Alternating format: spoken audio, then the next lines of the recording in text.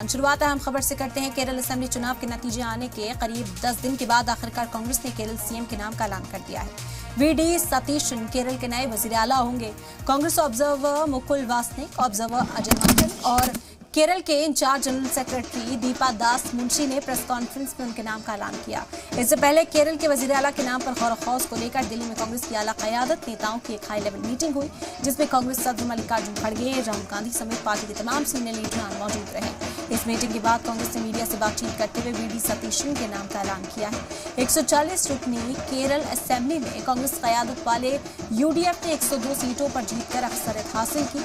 VD Satheesan ने student politics से अपना सियासी सफर शुरू किया। वो परवूर असेंबली से एमएलए बने हैं। इस सीट से वो 2001 से लगातार 36 बार जीते हैं। 2021 में कांग्रेस ने उन्हें केरल असेंबली में ऑपोजिशन का लीडर भी बनाया था।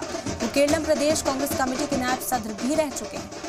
वीडी सतीशन का शुमार केरल में कांग्रेस के सबसे विभाग और मजबूत लीडर्स में होता है।